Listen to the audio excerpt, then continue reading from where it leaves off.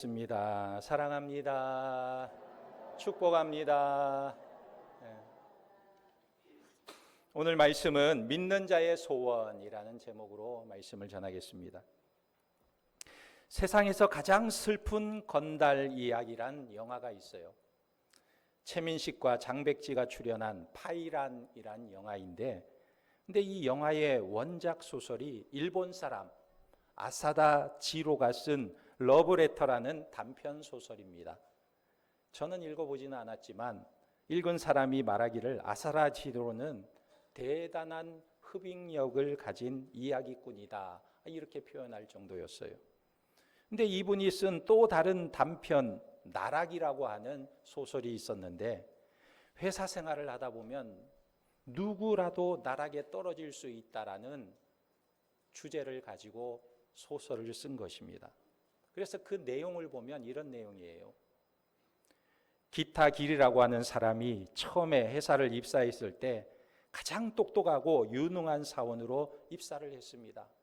그런데 줄을 잘못 서가지고 서무과에 배치가 되고, 거기서 또 말 한마디를 잘못해가지고는 회장에게 찍혀서는 계속해서 이 서무과에서 머물러 있는 거예요. 동기들은 상무가 되고 임원이 될 때에도 그는 서무과에서 잡일을 하면서 만년과장으로 52세의 나이가 됩니다. 살면서 빚도 지게 되고 이혼도 하게 되고, 그러다가 어느 날 문이 열린 엘리베이터에 발을 들이밀어서 나락으로 떨어진다는 그런 내용입니다. 이 사람은 자기 자신이 너무도 쓸모없는 존재라는 사실에 비참함을 느껴서 자기 자신을 던져버린 거예요.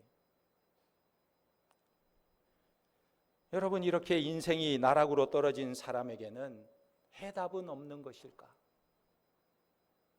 그런데 성경은 있다고 말하는 것입니다. 그것이 바로 하나님의 은혜라고 말하는 것입니다. 그리고 신자가 된다는 것은 그 마음에 하나님의 은혜에 감동이 있는 사람이 된다는 뜻입니다. 그래서 기독교라는 것은 바로 이렇게 나락으로 떨어지려는 사람들과 이미 나락으로 떨어졌다고 스스로 생각하는 사람들에게도 하나님의 은혜의 선물을 증거하고 이 은혜를 격려하고 저들에게 영원한 소망을 갖게 하는 것이 기독교인 것입니다. 그리고 그 모습을 가장 잘 보여준 인물이 바로 오늘 말씀 에베소서의 사도 바울인 것입니다. 우리가 14절 말씀에 보면 14절의 첫 마디가 이러므로라고 시작합니다. 이러므로 내가 하늘과 땅에 있는 각 족속에게. 그런데 여기서 이 이러므로라는 이 말은요, 원래 1절의 첫 마디와 같은 말입니다. 1절에 보면 이러므로 그리스도 예수의 일로 너희 이방인을 위하여 갇힌 자 된 나 바울이 말하거니와 그랬어요. 그러니까 이 말은 바울이 1절에서 이렇게 말한 다음에 14절 말씀처럼 이제 막 기도를 하려고 하는데, 그런데 1절에서 이러므로라고 말을 해놓고 난 다음에 이 바울의 마음속에 어떤 감동이 막 밀려오는데 이 감동을 주체할 수가 없어서 표현한 내용이 바로 2절에서 13절 내용인 것입니다. 무슨 내용입니까? 이런 말이에요. 죄로 죽은 자를 살리셔서 하늘에 앉히시고 하늘의 시민권을 주시고 하나님의 가족이라는 이름을 주시고 사도와 선지자의 터 위에 세우시고 예수 그리스도를 모퉁이 돌로 삼고 하나님이 거하시는 성전으로 세워가신다는 이 사실을 생각할 때 이 바울의 마음속에 깊은 감동이 솟구쳐 오르는 것입니다. 이것을 주체할 수가 없어서 하나님께 뭔가를 구하려고 하다가 잠시 멈추고 이 고백을 막 쏟아낸 거예요. 그래서 2절에서 3절에 내가 감옥에 갇힌 이 환난을 당하는 것도 너희에게는 영광이요 나에게는 영원한 기쁨이다, 이렇게 고백한 것입니다. 그래서 오늘 말씀인 14절부터 시작되는 새로운 문단에서도 이 감동을 계속 이어가고 있는 거예요. 그냥 기도하는 것이 아니라 깊은 감동을 가지고 하나님께 기도하고 있는 거예요. 바울은 지금 자기가 감옥 안에 갇혀 있지만 하나님의 은혜의 경륜 안에 있다는 이 믿음 때문에 그 감동을 붙들고 하나님 앞에 기도하고 있는 것입니다. 누구에게 기도합니까? 뭐라고 기도합니까? 14절 15절에 이렇게 표현하고 있어요. 하늘과 땅의 모든 족속에게 이름을 주신 아버지께 기도하고 있어요. 하늘과 땅의 모든 족속에게 이름을 주신 아버지께. 여기 하늘과 땅의 모든 족속이라는 이 말에 대해서 어떤 분들은 이렇게 해석하기도 해요. 하늘이라는 말은 하늘의 영적인 존재, 천사들이다, 뭐 이렇게 말하는 분도 있고, 어떤 분은 하늘과 땅을 통합해서 우주 만물을 창조하신 하나님의 뜻이다, 뭐 이렇게 해석하기도 하고.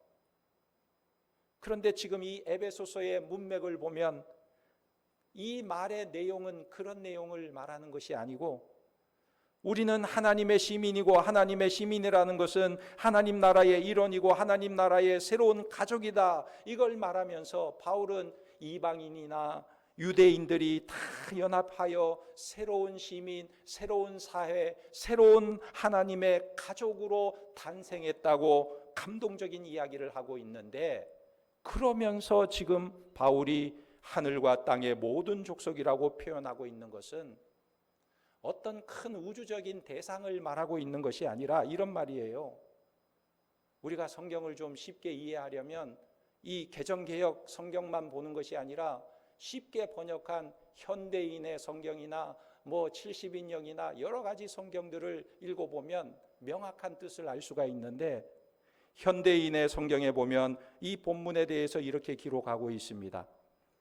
이런 이유 때문에 나는 무릎을 꿇고 하늘과 땅에 있는 대가족의 아버지이신 하나님께 기도드립니다.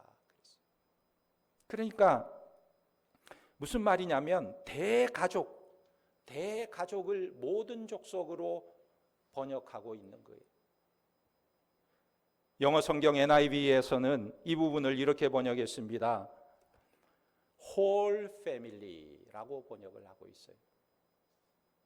모든 족속이라는 말을 whole family라고 표현하고 있다는 것입니다. 그러니까 온 가족이라는 말이에요. 하늘에 있는 가족, 땅에 있는 가족, 온 가족을 말하는 것입니다. 그러니까 이 온 가족이 어디에 있는 가족이냐면 in heaven, 하늘에 있는 가족이다. 그리고 on earth, 땅에 있는 자는 우리인데, 하늘은 공중을 말하는 것이 아니라 heaven, 천국을 말하는 거예요. 그러니까 이것은 우주 만물을 말하는 것이 아닙니다. 그러면 지금 바울이 하나님께 기도하면서 하늘과 땅에 있는 모든 족속이라고 표현한 이 표현은 과연 무엇입니까? 하늘이라는 것은요, 이 땅에 살면서 하나님을 믿다가 마지막 죽는 순간에도 믿음과 소망을 가지고 하나님의 품에 들어가서 승리한 천국 백성들을 말하는 거예요.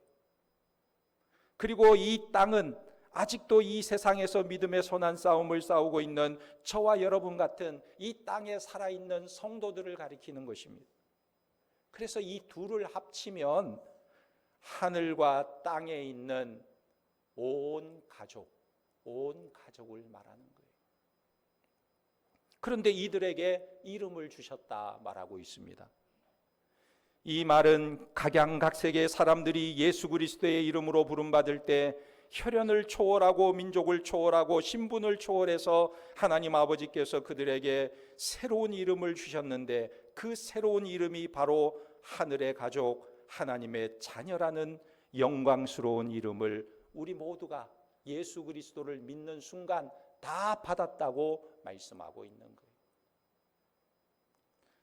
그런데 바로 바울이요, 내가 이 일을 위해서, 이 영광스러운 일에 내가 쓰임받고 있으니 얼마나 그것이 감격스러운지, 내가 지금 감옥에 갇혀 있다는 것을 생각할 때 이것이 너무 답답하고 너무나 힘들고 너무나 고생스러운 것이 아니라, 내가 이 일 때문에 감옥에 갇혀 있다는 것을 생각할 때 이것이 너무나 감동되고 너무나 기뻐서 지금 이 글을 쓰고 이 기도를 드리고 있다, 이렇게 고백하고 있는 것입니다. 그러므로 오늘 우리는 어떤 사람들입니까? 우리는요, 바울의 이 고백에 빌려서 보면 외인도 아니고 이방인도 아니고 하나님의 권속이고 하나님의 온 가족, 대가족에 속한 자녀들이라는 사실을 믿으시기 바랍니다. 그래서요, 우리가 이렇게 모여서 함께 있을 때에는 의정부 중앙교회 가족이에요. 가족. 그런데 여러분들이 흩어져서 세상에 나가 살아갈 때에는 여러분들의 삶의 현장이 바로 그곳에서 여러분들이 하나님을 대표하고 하나님의 가정을 대표하고 하나님의 새로운 나라 사회를 대표하는 대사 같은 사람으로 살아간다는 것입니다. 그러니까 이것을 생각할 때 감격스럽지 않을 수가 없었던 것입니다. 그래서 15절 하반절에 보면 이름을 주신 아버지 앞에 무릎을 꿇고 비노니 그랬어요. 여기 지금 바울이요, 무릎을 꿇고 비노니 그랬는데 이 당시 사람들이 하나님 앞에 기도할 때 어떻게 기도했냐면 대부분이 서서 손을 들고 하늘을 우러러보면서 기도했어요. 그런데 바울이 지금 어떻게 기도한다고 말하고 있습니까?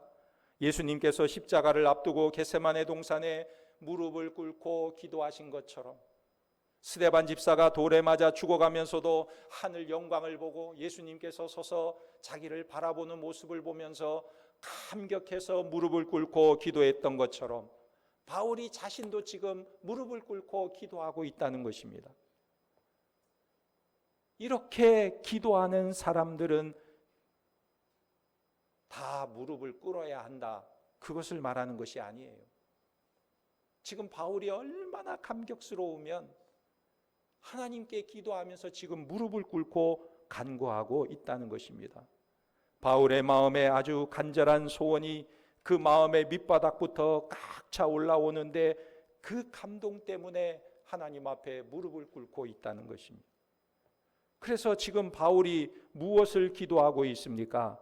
16절에서 19절까지 하나의 소원으로 나오는 기도 제목이 있는데 그 내용을 이야기하기 전에 도대체 그 소원의 근거가 무엇이냐고 할 때 하나님 아버지의 이름을 대표하는 자로 이 세상을 살아가면서 이 놀라운 은혜의 영광의 책임을 감당하기 위해 필요한 것을 하나님 앞에 주시옵소서라고 지금 간구한다는 거예요. 그 필요한 내용이 무엇이냐면 바울이 기도한 내용이 16절에 속사람을 강건케 해 주옵소서라고 기도하고 있는 거예요. 16절 말씀 한번 볼까요? 그 영광의 풍성함을 따라 그의 성령으로 말미암아 너희 속사람을 능력으로 강건하게 하시오며 그랬어요. 여기 보니까 바울이 속사람을 강건하게 해달라 하나님 앞에 기도하고 있는 것입니다. 이 속사람은요, 우리 영혼을 말하는 게 아니에요. 왜 영혼이 아니냐면 영혼이라는 것은 안 믿는 사람에게도 있는 것입니다. 비록 죄로 오염되고 타락했을지라도 인간에게는 누구나 다 영혼이 있어요. 그러나 이 속사람은 오직 예수 믿는 사람에게만 있는 그 무엇이라는 것입니다. 그것이 무엇이냐면 고린도후서 4장 7절에서 16절에 보면 겉사람과 속사람에 대해서 이야기를 쭉 하는데 바울이 이렇게 말합니다. 고린도후서 4장 16절에 그러므로 우리가 낙심하지 아니하노니 우리의 겉사람은 낡아지나 우리의 속사람은 날로 새로워지도다 그랬어요. 이 겉사람을 보세요. 겉사람이라는 것은 우리의 육체를 말하는 게 아니에요. 죄악된 본성, 옛사람을 가리켜서 겉사람이라고 말하는 것입니다. 예수 믿기 전에 사람이 겉사람이에요.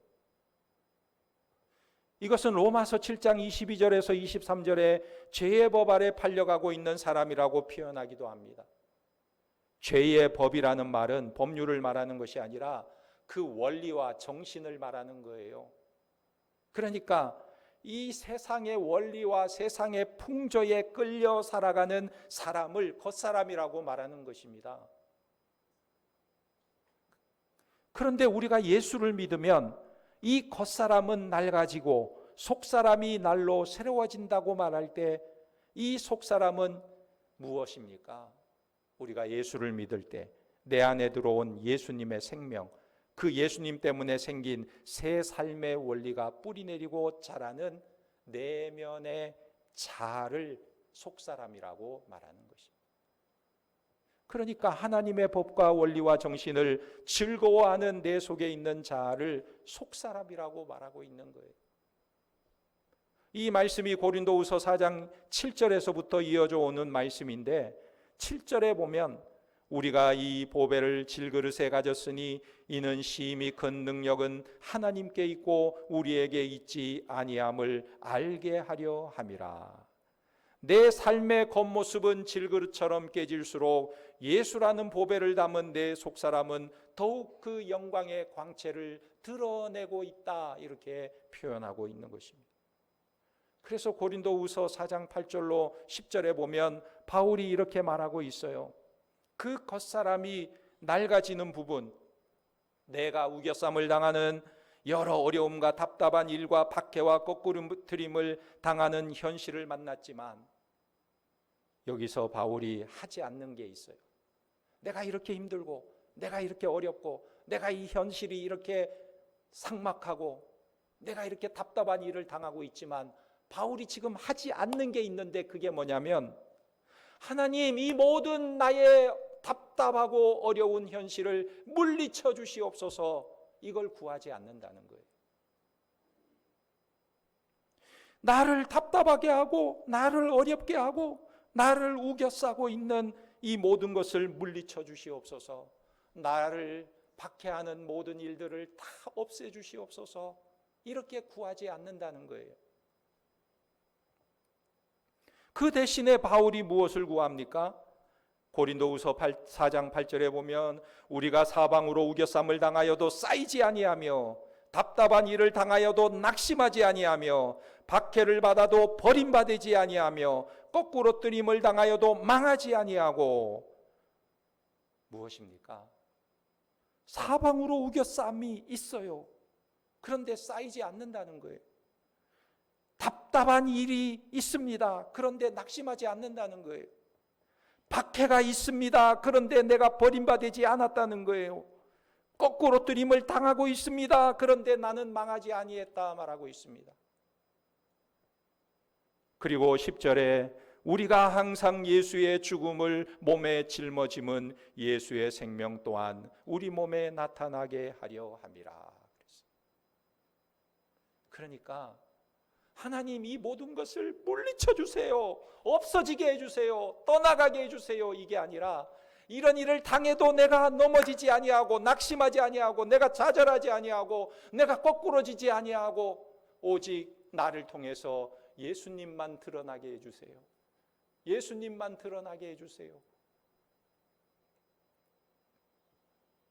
바울은 문제를 해결하기 위해서 하나님 앞에 기도하는 것이 아니라 그 문제를 통해서 내 안에서 예수 그리스도가 드러나게 해달라고 기도하고 있는 것입니다. 그래서 고린도후서 5장 17절에 보면 그런즉 누구든지 그리스도 안에 있으면 새로운 피조물이라 이전 것은 지나갔으니 보라 새 것이 되었도다. 여기 새 것이라는 것은 바로 속사람을 말하는 거예요. 바울의 달라진 모습, 달라진 사람, 이 속사람을 새 것이라고 말하고 있는 것입니다. 무엇입니까? 예수 그리스도의 생명으로 살고 하나님의 원리로 사는 사람이 되었다. 그래서 이제 내가 예수를 믿었으니 하나님의 말씀이 주는 새로운 삶을 살기로 작정한 마음의 중심이 나에게 있다. 이것을 표현하고 있는 것입니다. 그래서요, 이 마음의 중심은 모든 것을 육체적으로 눈에 보이는 세상의 기준으로만 보고 판단하며 결론을 내리지 않겠다는 고백인 것입니다. 그 대신에 내 인생에 대한 영적인 관심을 갖는 거예요. 나를 이렇게 인도하시는 하나님의 뜻, 나를 이렇게 감옥에 가두시는 하나님의 계획, 내가 지금 이렇게 박해를 받고 환난을 당하는 이것을 통해서 하나님이 이루시고자 하는 일, 그걸 바라보고 있는 거예요. 영적인 일에 관심을 갖는 것입니다. 그러므로 우리가 생각하는 축복도 물질적인 것이 아니라 하늘의 신령한 복과 소망으로 바라보기 때문에 축복이 달라지기 때문에 자세가 달라지는 거예요. 축복이 다르기 때문에 자세가 달라지는 거예요. 축복이 세상의 것과 비슷하거나 같으면 세상 사람들과 똑같은 일을 하고 세상 사람들과 똑같은 목적을 가질 것입니다. 거기다가 하나님의 능력까지 더 포함시켜서 세상적인 일이 잘 되게 해달라고 구할 거예요. 그런데 세상 사람들이 얻으려고 하는 축복과 내가 얻으려는 축복이 다르다면 경쟁할 필요가 없는 거예요. 세상이 구하는 것을 나는 구할 필요가 없는 것입니다. 세상이 원하는 것을 내가 원할 필요가 없는 거예요. 예전에 어릴 때 운동회를 하면요, 막 뒷짐을 지고 막 뛰어가서 실에 달려있는 과자 따먹기를 한 적이 있죠. 실에 매달려 있는 과자, 그걸 따먹기 위해서 막 달려가는 것입니다. 그런데 10명의 아이를 세워놓고 과자는 7개만 달아나요. 그러면 3명은 못 먹잖아요.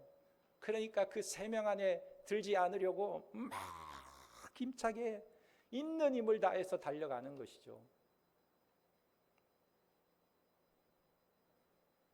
그런데 10명이 달려갔는데 10개의 과자가 매달려 있다면 굳이 그렇게 경쟁할 필요가 없는 거예요. 그런데 세상은 7개의 과자를 놓고 10명을 경주시키는 것입니다. 그러나 우리는 그렇지 않아요. 우리는 축복을 받기 위해서 뭘 하라고 하지 않고 하나님께서는 우리에게 하늘의 신령한 복을 다 주시고 나서 그 하늘의 신령한 복에 참여한 그 영광을 가지고 살라, 이렇게 말씀하시는 거예요. 신령한 복을 다 주었으니 그 영광을 가지고 이 세상을 살라 말씀하고 있어요. 조건을 걸지 않는 것입니다. 결국 우리가 하늘의 신령한 복과 소망을 바라보는 영광스러운 이름을 얻었다는 것은 이제는 우리의 삶이 다르다는 것이고, 이 달라진 삶을 위해 우리에게 필요한 것이 무엇이냐 할 때 우리의 속사람의 강건함을 필요로 한다는 것입니다. 이것을 구하는 거예요. 많이 알려진 베스트셀러 중에 모리와 함께한 화요일이라는 책이 있습니다. 그림을 보면 모리와 함께한 화요일, 베스트셀러예요. 모리 슈어츠라고 하는 나이 많은 교수의 이야기인데, 이분이 루게릭병에 걸렸습니다. 몸이 이제 자꾸만 굳어가는 병인데 마지막에는 근육이 굳어가면서 점점 굳어가다가 심장 근육이 굳어져서 멈춰버리면 이제 생명이 끝나는 거예요. 그가 병원에 입원해 있는데 미치라고 하는 학생이 매주 화요일마다 이 교수님을 찾아와서 위로를 하고 대화를 해주는 거예요. 그런데 어느 날 이제 교수님이 세상을 떠났습니다. 그가 죽은 다음에 이 학생이 화요일마다 찾아가서 대화했던 내용을 편집해서 책으로 낸 것이 바로 모리와 함께한 화요일이라는 책입니다. 그 책의 마지막에 이런 장면이 나옵니다. 어떻게 죽어야 할지를 알면 어떻게 살아야 할지도 알 수 있느니라, 이런 내용이다. 참 의미심장한 표현이지요. 내 마지막의 모습을 알면 내가 오늘 어떻게 살아야 할지를 알 수 있고 자연히 어떻게 살아야 할지가 풀린다는 거예요. 내 마지막이 어떠한 줄 알면 현재를 어떻게 살아야 할지 안다는 거예요. 그런데 우리 예수 믿는 사람들의 마지막 모습은 어떻습니까? 우리는 이미 알고 사는 자들이라는 거예요. 오늘 본문은 우리에게 영광스러운 이름을 주신 아버지가 그 영광의 풍성을 따라 성령의 능력으로 우리 속사람을 강건하게 한다, 이렇게 표현하고 있습니다. 그러니까 우리의 마지막은 영광의 풍성을 따라 주시는 하나님의 영광에 참여하는 것이 이미 약속되어 있다, 이걸 말하고 있는 거예요. 이것이 우리의 소망이라는 것입니다.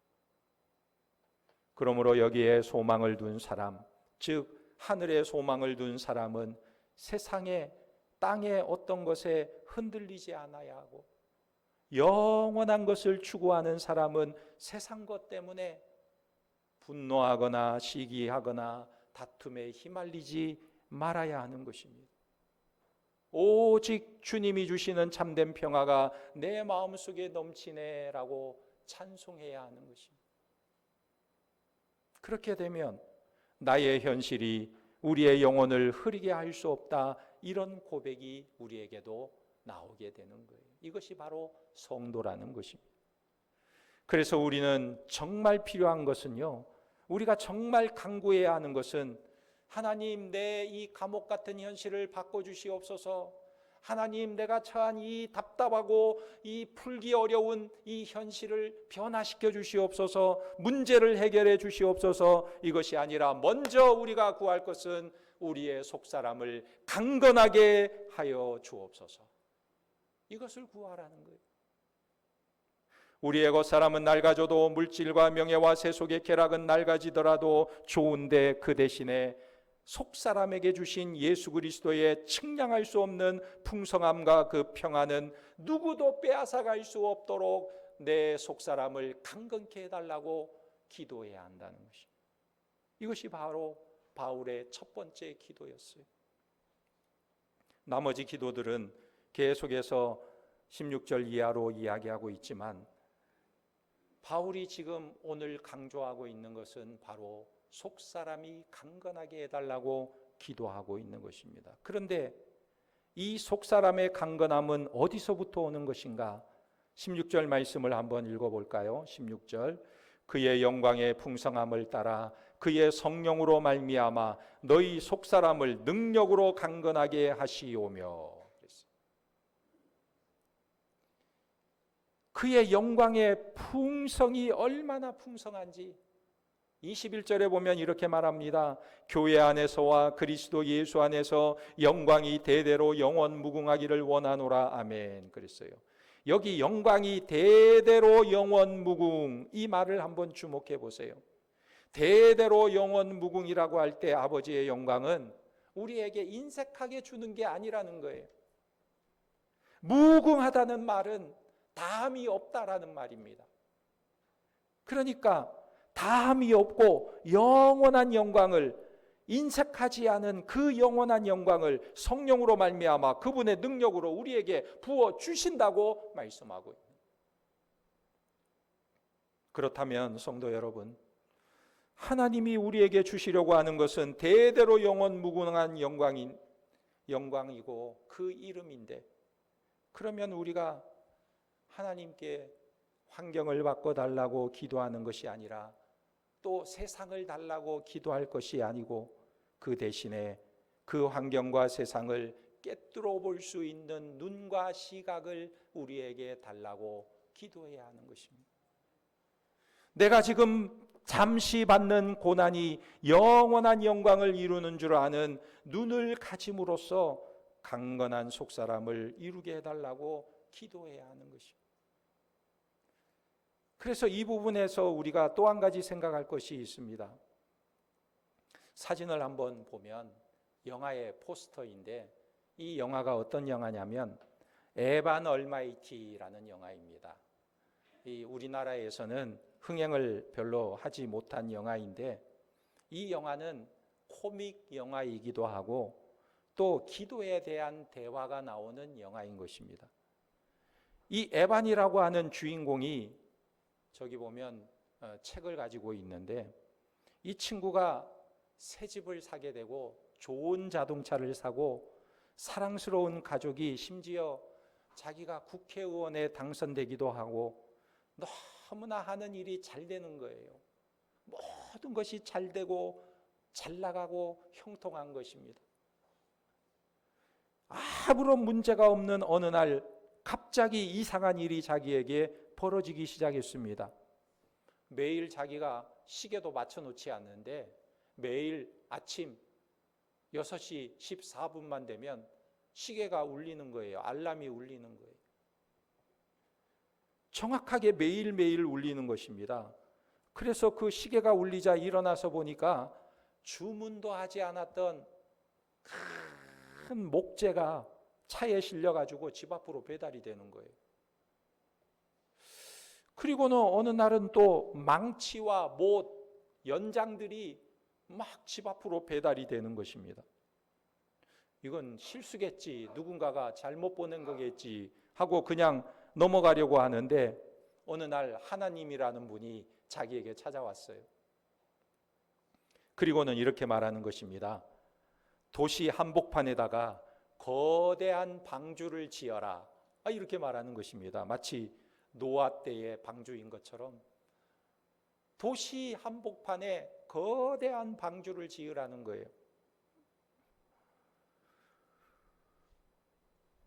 망치질 한 번도 안 해본 이 에반이요, 코웃음을 치면서 아주 무시를 했습니다. 나 같은 사람이 무슨 방주를 짓습니까? 망치도 한 번 두들겨 보지 못했는데, 그러면서 거부를 하면 사는데, 그런데 어느 날에는 수백 마리의 동물이 이 집으로 막 몰려오는 거예요. 에반이 가는 곳마다 뒤를 졸졸 따라다니고 에반이 하는 일마다 방해를 놓는 것입니다. 그러니까 이 에반의 평화로운 삶이 아주 엉망진창이 되어가는 거예요. 결국은 그의 생활도 일도 다 엉망이 되어버리니까 그가 두 손을 들고 그러면 내가 방주를 짓겠다고 마음을 먹습니다. 방주를 짓기 시작할 때에 대화 내용이 나오는데, 거기에 보면 할아버지 같이 생긴 사람이 여자에게 묻습니다. 기도에 대한 질문이에요. 이렇게 묻는 것입니다. 제가 하나 물어보도록 하죠. 누가 인내를 달라고 기도하면 하나님은 그 사람에게 인내심을 줄까요? 아니면 인내심을 발휘할 기회를 줄까요? 여러분은 어떻게 생각하십니까? 한번 마음속으로 대답해 보세요. 크게 말하지 말고. 또 이렇게 질문을 합니다. 누가 용기를 달라고 하면 하나님은 용기를 주실까요? 아니면 용기를 발휘할 기회를 주실까요? 또 이런 질문. 만약 누가 가족이 좀 더 가까워지게 해달라고 기도하면 하나님이 짠 하고 묘한 감정이 느껴지도록 하실까요? 아니면 서로 사랑할 수 있는 기회를 마련해 주실까요? 우리 나이 많으신 권사님이 기회 이렇게 말하네요. 참 우리 중앙교회는 참 훌륭한 분들이 많이 계세요. 여러분 속으로 어떻게 대답하셨습니까? 이 질문 속에 대답이 나와 있어요. 하나님은 우리가 사랑하게 해달라고 하면 사랑하는 마음을 주시기보다는 사랑할 수 있는 기회를 주시는 거예요. 기회를. 사랑할 수 있게 해달라고 기도하면 사랑할 수 있는 기회를 주시는데, 그런데 우리는 사랑하지 않는 거예요. 마음만 달라고 그래요. 마음만 달라고 그러고 사랑하지 않아요. 기회를 많이 주는데도 사랑하지는 않고 마음만 달라고 그래요. 마음만. 그래서 바울은 우리 속 사람의 강건이 필요하다고 말하고 있는 것입니다. 세상 사람들에게는 없는 생명이 나에게 있고 세상 사람들에게는 없는 은혜가 우리에게는 넘치고 있고 저들이 모르는 선을 우리는 알고 있고 저들이 없는 진리를 우리는 받고 있고 저들이 없는 긍휼과 자비와 겸손과 사랑이 우리에게는 있다는 거예요.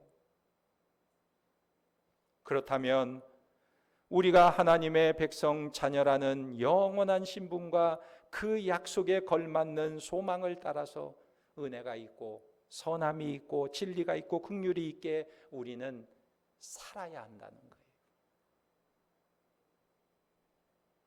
하나님은 우리가 그렇게 살 수 있는 힘을 주시는 것이 아니라 기회를 주신다는 거예요. 그렇게 살 수 있는 기회를 주신다는 거예요. 능력은 이미 예수를 믿을 때 우리에게 다 주셨다고 말씀하고 있습니다. 믿음이 바로 그런 거예요.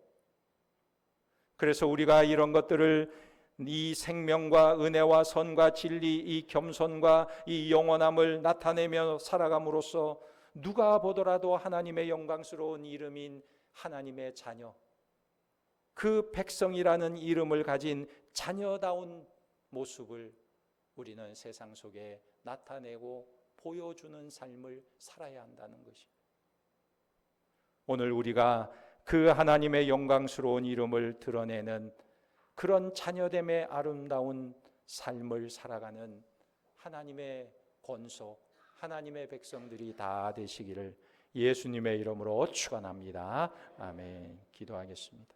하나님 아버지, 우리에게 영광스러운 이름을 주시고 하나님 아버지께서 주신 그 이름에 걸맞는 삶을 살아갈 수 있도록 속사람의 강건함도 주셔서 이제는 하나님의 자녀요, 하나님 나라의 시민이요, 하나님이 거하시는 처소요, 성전이라는 것을 누가 봐도 알 수 있도록 살아가라고 요구하시는 하나님의 말씀을 들었습니다.